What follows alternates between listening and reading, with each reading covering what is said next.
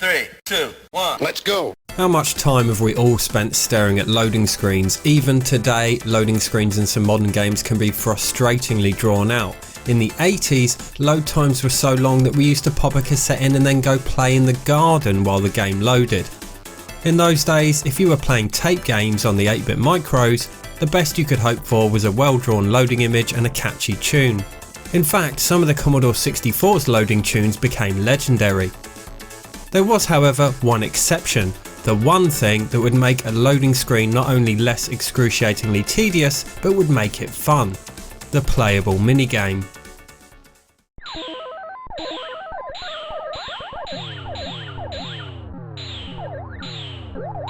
These minigames were a smaller, less complex game that would load up and be playable while the main game loads. Typically these would load in a minute or less, while the main tape game could take 5 to 10 minutes. The first example of this I can find is 1984's Skyline Attack for the Commodore 64. This tape came with a version of Snake that could be played while the game loaded. It's a simple game, but that's the idea. They were simple games that wouldn't take too long to load, but gave the player something to do while they were waiting. Another notable example is Joe Blade 2, released for the ZX Spectrum in 1988. This came with a Pac-Man clone that you could play during the loading screen. The most well-known loading screen from those days came as a result of what were called fast loaders. These helped games load faster due to an inherent speed difference between the hardware and software.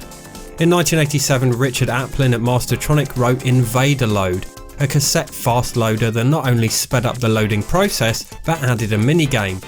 This was a Space Invaders clone, hence the name Invade-A-Load. Mastertronic started including it on their cassettes in 1988 and did so for many of their games over the years.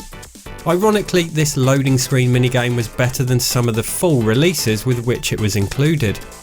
Over the years, developers have tried many things to reduce these periods of potential boredom. Some have flashy cutscenes or images. Games like Skyrim and Fallout have screens showing tidbits of the world's lore or gameplay hints. They even added a modicum of interactivity by letting you rotate and zoom the object or character on screen. Still, these aren't exactly exciting.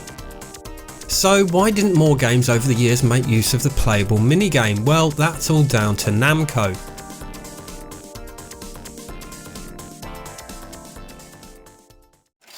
In 1998, Namco filed US patent 5718632, which patented that exact feature. This meant that, while loading, the media would run an auxiliary game while it loaded the main game in the background. This also meant that the only company who could now do this was Namco. Or at least if any other developer wanted to implement this feature, they would need to pay Namco royalties. As a result, rather than get a gold rush of playable loading screens, the only games that featured them were those released by Namco. Some of their franchises like Tekken and Dragon Ball Z became well known for having them. Tekken on PlayStation had the arcade classic game Galaga playable while the game loaded. Ridge Racer had Galaxian. Tekken 5 on PlayStation 2 had 3D arcade shooter Starblade.